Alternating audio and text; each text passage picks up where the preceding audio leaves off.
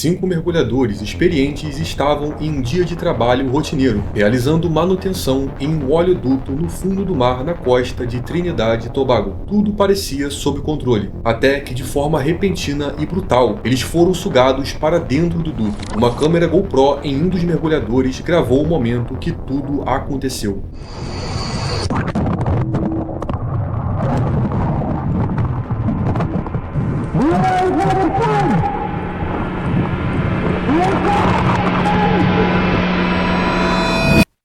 Após serem sugados por metros e metros de duto com óleo e água, os mergulhadores pararam, acordaram em uma completa escuridão, feridos e com pouco oxigênio. Foi então que eles tiveram que tomar a decisão mais difícil de suas vidas. Ninguém sabia ao certo se haviam sido sugados pela cabeça ou pelos pés. Então, eles não tinham certeza qual era o caminho de volta. E escolher o caminho errado significava rastejar por horas e horas para um lugar sem saída, o que faria nenhum deles sobreviver.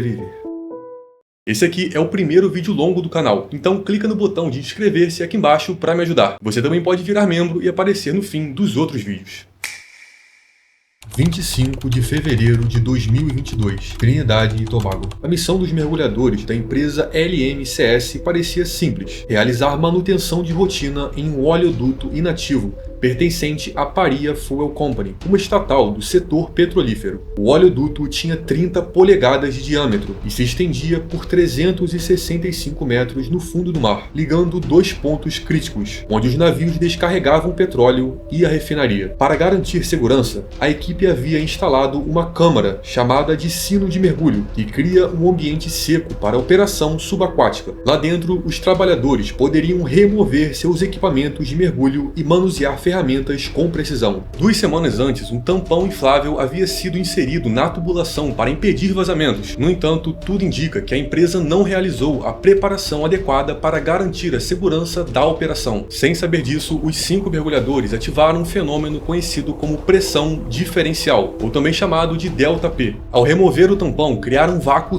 tão intenso que tudo ao redor foi sugado para dentro do oleoduto. Água, ar, equipamentos e eles. A sucção foi tão violenta que não teve tempo de reagir. Era como se o chão tivesse sumido. Em um momento estavam de pé, e em outro estavam girando em espiral, batendo nas paredes, esmagando o peito contra as curvas do duto. Ferramentas, pedaços de mangueira, bolhas de ar, tudo voava ao redor. Uma força invisível os engolia com uma violência que nenhum deles estava preparado para enfrentar. O redemoinho arrastou os mergulhadores por cerca de 90 segundos em alta velocidade, batendo-os contra as paredes do tubo enquanto a água e o óleo os envolviam completamente. Quando finalmente pararam, estavam no interior escuro e estreito do duto, cercado por óleo, água e lama, mas com uma bolsa de ar, que ironicamente foi criada pelo mesmo ar pressurizado que os levou até ali. Feridos e desorientados, os 5 tentaram manter a calma, e a primeira dúvida surgiu: por onde haviam entrado? Pela cabeça ou pelos pés? E esse detalhe, que poderia parecer pequeno, era tudo. A diferença entre viver ou morrer estava em saber se deveriam rastejar para a esquerda ou para a direita. Era um chute no escuro, mas não havia tempo para discussão. A água estava subindo, o oxigênio diminuindo e o desespero tomava conta. Não havia tempo para testar, é escolher e torcer para estarem certos. Chris Bodran acreditava que haviam sido sugados pela cabeça,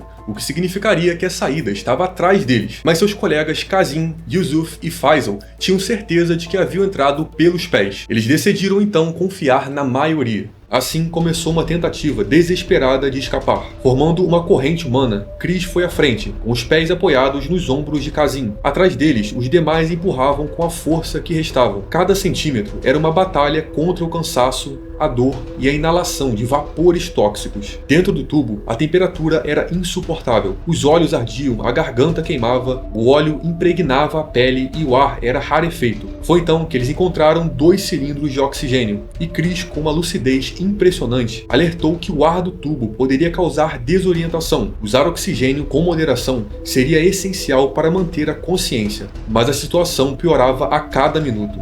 A água dentro do tubo começou a subir.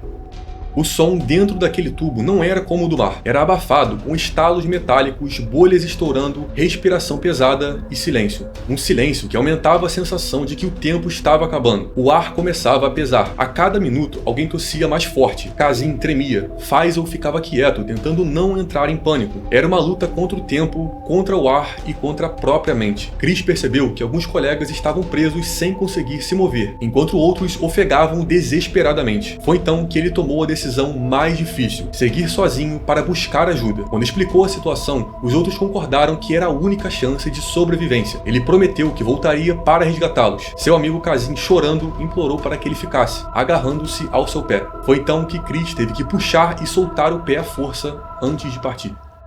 Se arrastando sem saber se estava indo na direção certa e sem ideia de quanto oxigênio restava no cilindro, ele atravessou a seção submersa do tubo. Durante o percurso, percebeu que o oxigênio estava acabando. Foi então que, como um milagre, seu cilindro colidiu com outro objeto metálico. Era mais um cilindro de oxigênio, porém o bocal não encaixava. Ele não tinha tempo para desmontar nada, nem espaço para mexer direito. Então, sem pensar muito, Chris enfiou a válvula toda na boca e forçou a inalação. Era desconfortável, pesado e quase cortava os lábios. O gosto de óleo era horrível, como se estivesse engolindo graxa velha de motor. Mas era isso ou perder a consciência ali mesmo. Após mais de 2 horas preso no tubo, conseguiu chegar na entrada. Eles tinham escolhido o lado certo. Completamente exausto, começou a gritar e bater para chamar a atenção. Foi então que um dos integrantes da equipe de busca finalmente o encontrou e o puxou para fora com uma corrente. Chris contou sua história para a equipe de resgate. Disse que seus colegas ainda estavam vivos, presos nos bolsões de ar. Mergulhadores da LMCS desceram e bateram no tubo. Ouviram batidas de volta.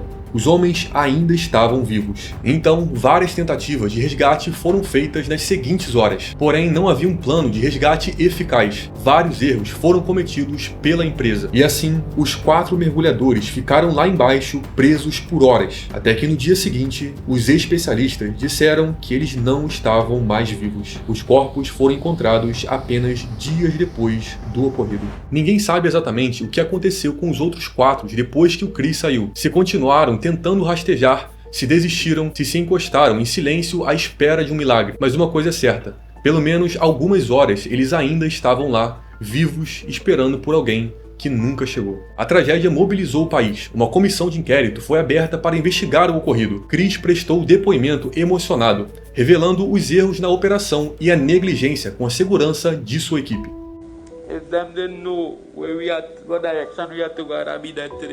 Inside it was like an unbelievable nightmare. Your eyes burning. Every time you try to open your eyes, it's burning. You're pitch black, you can't see nothing. Your throat burning. We were constantly asking for breaks and stop.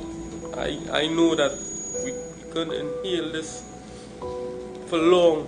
Nobody was making an attempt to rescue me.